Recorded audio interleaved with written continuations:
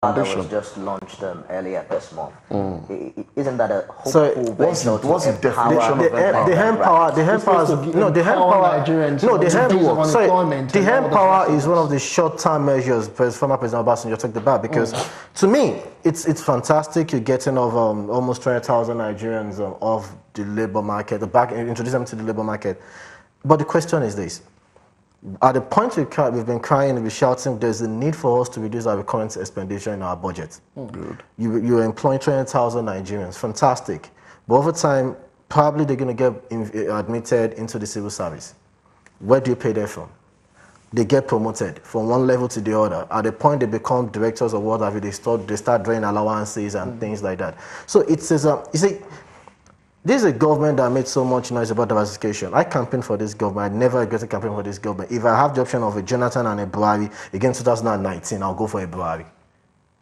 But let's call a spade and not a cutlass. You said you want to diversify the economy, and the next thing you do is send NNPC to Bono to start looking for oil.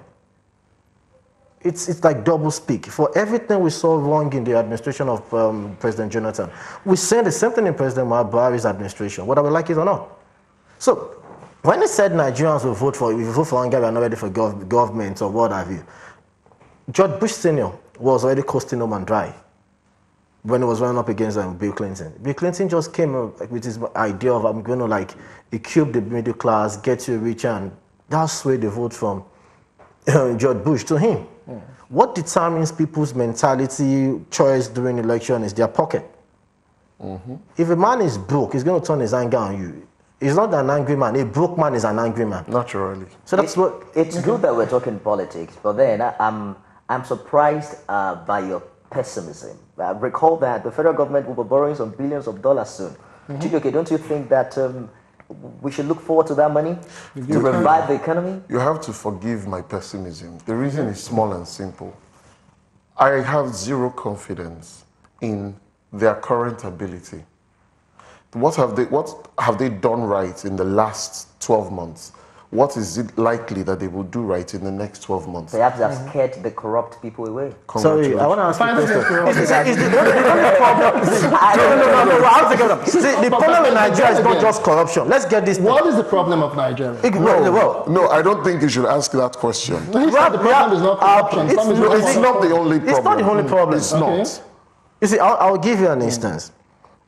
To me, I believe that the trial of the Senate president, as far as I'm concerned, I won't want to use the word winchunting, but we're putting some institution of governance on trial. Well, there's judiciary realignment now. Yeah, but whether you like it or not, but let's see, this judiciary is on trial. The National Assembly legislature is on trial. Thank you. Now, the executive is now making us look as if it's the only place you can find saints. And I ask you a question, and to me, the government of the day has created a mob mentality, this national orientation now that you now see everybody of means as a thief or a corrupt element. Correct. They've successfully done that. Now the question is this: who controls the FIRS? The executive. Who controls CBN? The executive. Who controls the Petroleum Equalization Fund? The executive. Who controls the Public Complaints Commission? The executive. This and the NNPC. These 5 agencies have been alleged to have done secret recruitment in the last 12 calendar months under the presidency of President Muhammadu Buhari. Has anybody been investigated? But see, the issue right now for me is that... So what I'm saying, so if you want to fight corruption, then because the mentality is this, that by the time the judiciary is being picked on, that is why cases are dragged in court and blah, blah, blah. That's why you don't get justice dispensed on time. Yeah, the National Assembly, they are the one frustrating President Muhammadu Buhari. You create so much apathy against these organs of government.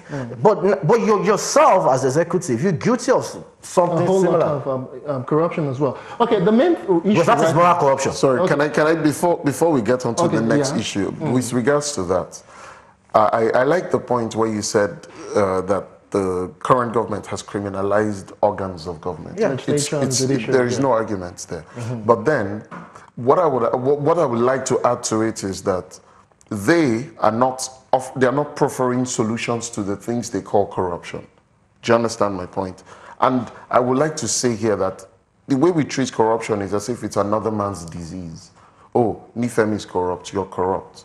Nobody ever says... That's hypothetical, right? Yes. Don't worry. Nobody ever says I'm corrupt. You have to prove yourself. As he said, there are lots and lots of things that have happened within the presidency. You're going for, you're naming government agencies. What about people who directly work with the government? The secretary to the federal government and the chief of staff. Yeah, the chief of staff. And was alleged, you know. Allegations are to be investigated. That's why they are called allegations. And then after the investigation, you either prosecute or you quash the allegations. It's that simple. So, which ones have even had the opportunity of investigation? None. So before but Nigerians actually had to vote the APC last year, 2015, because they were so tired of all the issues with the PDP and the past administration. But right now, you will agree with me that the crop of the people in the APC are most people who have left the PDP for the APC. Right now, when we're not seeing the changes that we actually assumed we would see this period, where would they run to? I'm gonna, before you say, let me quickly say this. Yeah. We were tired of what we saw under Jonathan, but exciting instances. Everybody accused the analysts in Madueke as being the brand ambassador of the mindset of Jonathan's government, which everybody said was corruption. But a lot of people now accusing Mr. of Sport Dalong of gross ineptitude. That is the standpoint of this administration. You look at Jonathan had the issue of Boko Haram. It didn't tackle it, take it on as he should as a commander-in-chief. What the issue of Fulani headsmen? Nothing else. I've never seen any Fulani headsmen sent to jail for any killings in Nigeria. You see, and at the point when the president took over, on various, if I had any time I had the opportunity, I tell people that I hold him responsible for the breach of public safety. Right there at Eagle Square, without even asserting himself at the head of, at the helm of the command and control, which does the C-square military, you relocated the command and control center straight to Maiduguri.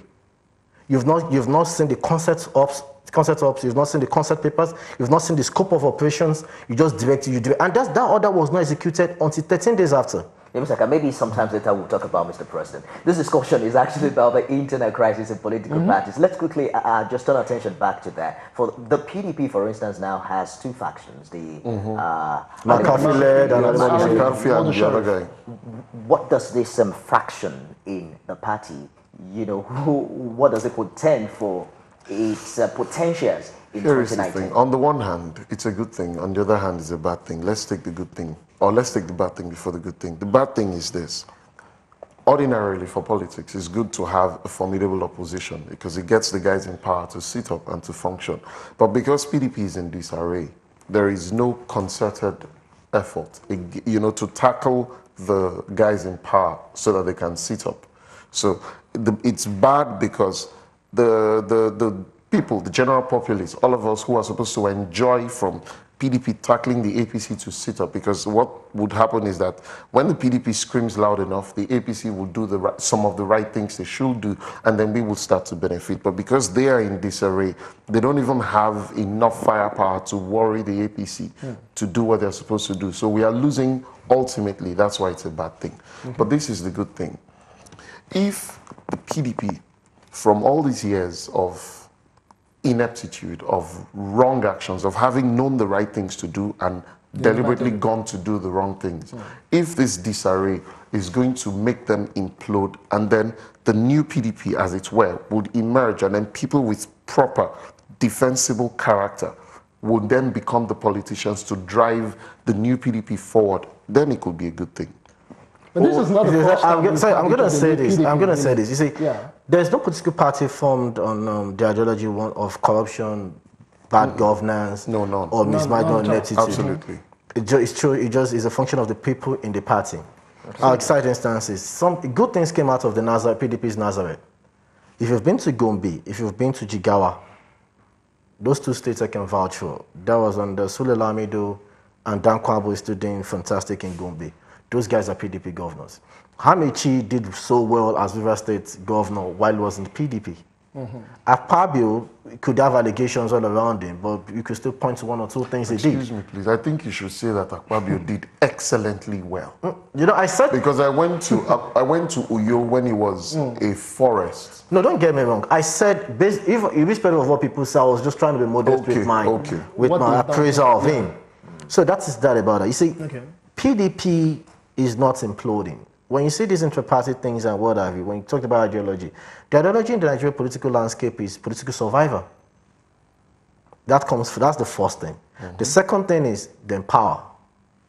Power means either I'm in office or I'm around power. Correct. So those are the two things that motivate an average politician. Those are the driving force of an average politician in Nigeria. Let's take the Southwest, for instance.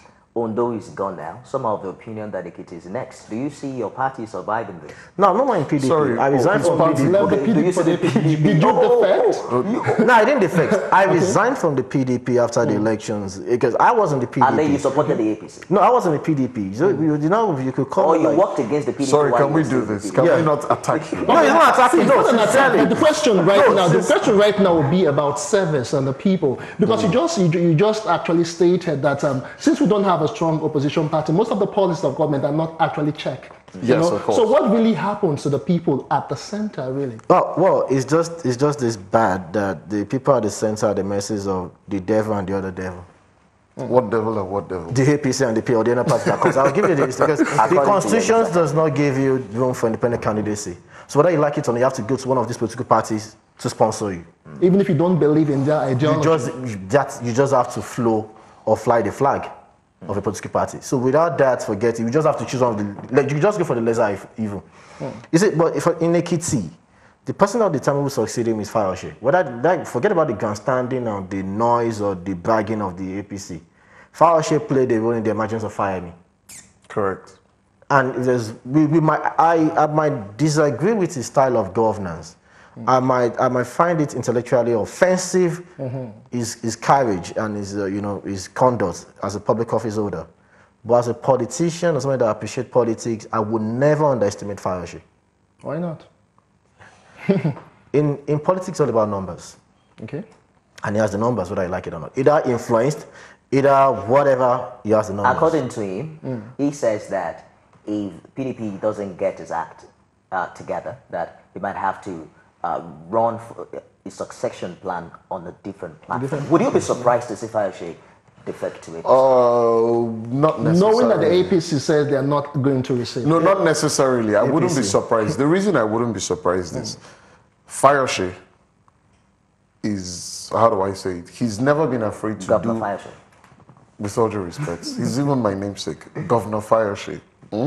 He's never been afraid to say his mind and to do those things that he has said. Okay. Now, why I won't be surprised is in the past, the guy he's shown us a long history. There's this antecedent that you can Yes, always he's do. shown us that I will do what I want to do, irrespective of your opinion or. People say they kwame as they talk and they do. Yes, as they talk about they do, I'm not true. But here is the thing. One of the people who, in my opinion, still presents some sort of hope for the PDP is Fayose. He's uncouth, he's brash, he's brutish, but he is one of the people who has a semblance of hope for the party. Why? As a lone man and a lone voice in the wilderness, he looks at the president eyeball to eyeball, not literally, but then he is the only one who matches him conduct for conduct. You do something brash, I come with something brasher. He's the only person who offers a semblance of opposition to the government. He is in the PDP. How does that count politically? How it counts politically is this. If you had to choose between the APC and the PDP, the loudest voice in the PDP today is Fayose's voice.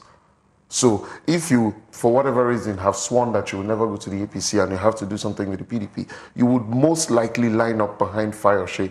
McCarthy and what's the other guy? Ahmadu Sheriff. Ahmadu Sheriff.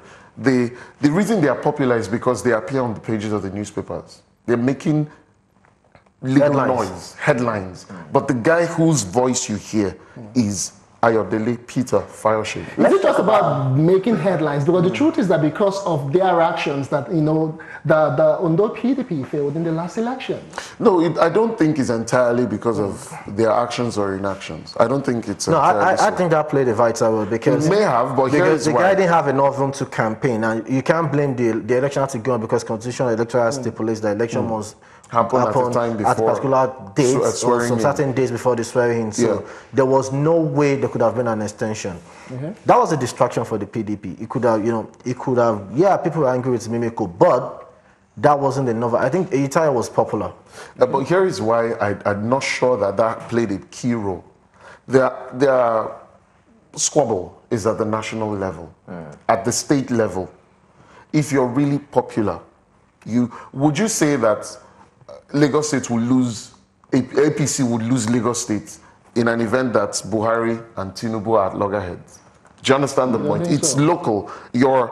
It's your local strength that plays at state politics or local government politics, not your national strength. Let's wrap this discussion up as we discuss the implication of party crisis on governance. The writing appears clear on the wall that all is not well within the APC party, especially between a very prominent name in Lagos and the man at the helm of affairs. Do you see that to have contributed in any way to the challenge that the economy is in right now, or the idea that not all heads are together to make it work? Well, I would disagree. And one, the popular name in Lagos has come out to debunk such, rumors or stories flying around.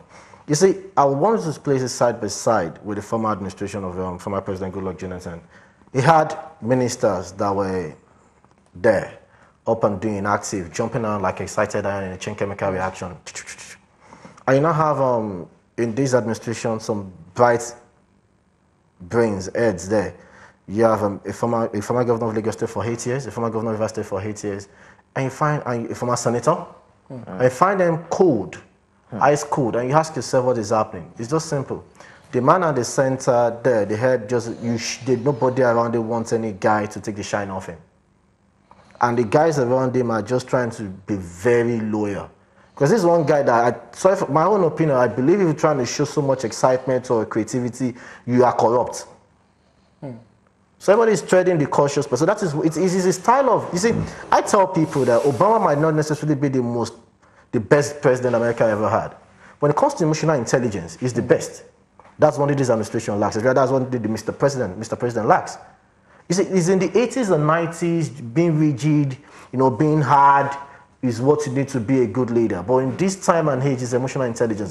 Say the right thing at the right time, dazzle the press, dazzle your populace. If you need to just sound as if your voice is cracking that you want to cry, deep down inside yourself, you're laughing like them, and girls, these guys are just taking this thing like hook, like, and sinker.